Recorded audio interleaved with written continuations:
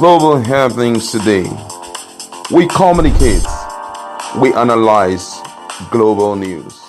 Stay tuned.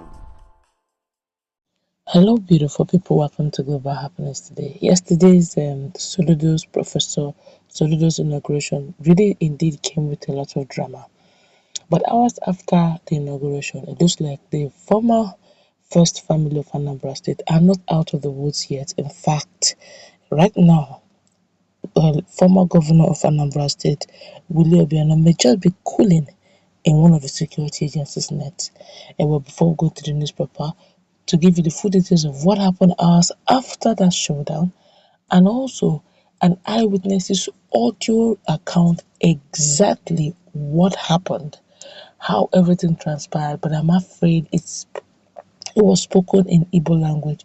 For data's sake, quite a lot of persons usually complain about data. I may not explain it in English language, but I can assure you I will meet you up in comment section. If you do not understand the Igbo version, I will do you that honor of translating it in our comment section.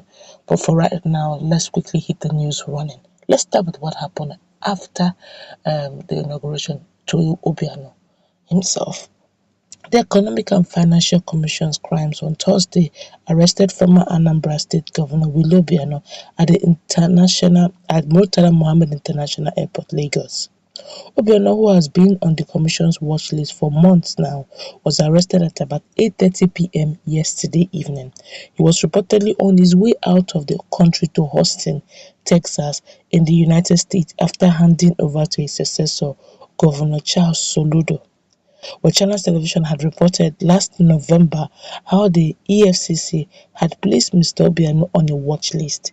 The EFCC had requested the Nigerian Immigration Service to inform it anytime the governor is traveling out of the country from any of the international airports, as well as other points of entry and exit. It is, however, not yet clear why the anti-graft agency placed the governor on a watch list. Sources told Channels Television that the move was an indication that the agency may have been discreetly investigating the governor and possibly have intelligence that he was planning to escape after handing over power to his successor, Professor Charles Soludo, on March 16, 2022.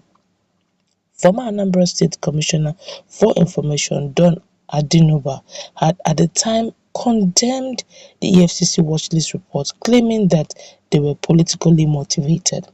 Governor Bianca has a whole 4 months to remain in office as the Anambra State Chief Executive. Adinoba said then, nobody in Nigeria can circumscribe his constitutional conferred immunity, which shields him from both criminal and civil prosecution. The FCC went too far to announce in November that it is observing him. We are not aware of any state governor who had up to 4 months to be in office, and the FCC went on to sponsor a media report that he was being investigated. Right now, unfortunately, the immunity is out, so he may not be enjoying that being not touched, that untouchable immunity. He's no more the governor, so he's actually free to be probed, to be investigated. But yes, truly he's one of those few governors in power that was being investigated then. But right now he's no more in power, so they're free to swoop in. Unfortunately, with the drama that ensued yesterday, I wish them well, honestly. A lot of people have taken to their social media to react. We are going to take one or two very quickly.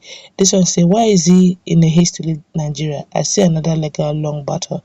Another person here is saying, EFCC must be careful. You are drumming another evil scenario which will tear more of the peace of this country. Watching. Another person said, it is only he did not join APC. The past governor of Enugu State entered APC and went free. Nigeria, if you leave office and didn't join APC, make sure you are a slave to the government of Nigeria. Look at Governor of Ebonyi and Imo State, how they are killing people. Like, your opinion. This one here is saying,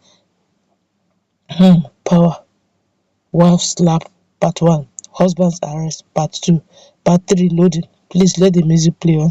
Honestly, the drama is never ending. Okay, would I allow you to watch, listen to an audio tape of an eyewitness that was at the event yesterday. He spoke it in Igbo language. In fact, my God, narration, what we even saw in the video gives you a fair knowledge for what went down based on eyewitness who was there, but wanted the real scenario out in the air, but yet was being a bit careful, being that he was in their midst, so was trying to be very careful. So, but listen to the eyewitnesses' account. If you do not understand Igbo language, please, there's no problem at all. Just holla on the comment section. I will give you that honor of translating. Let's meet in that conversation after the audio. Obiano's wife really looked for trouble. Bianca no longer, although Obiano's wife came late, Obiano with the husband, so Bianca was sitting. Then when Mary approached, Jobia was Baba. Oko criticized Apugan at the formal election. Then Mosin Apuga in Medicadi on Ebem. Nah, just like that, I met the woman. The woman told her not to touch her again. I met her the second time. Oh well. On my left to my right. All the locking at the wig, all the attached with straight up Madoyanisi, okay, Docapoyadisi. So the woman and them as a corporation go Biazi, Nina by even Willie met on the Sanodana, or so will money hang out my brother working in them. Working in them. You believe on all our tata, I'm up to more than a government house. Sanita Batagona number. Solution, they will go with Ola.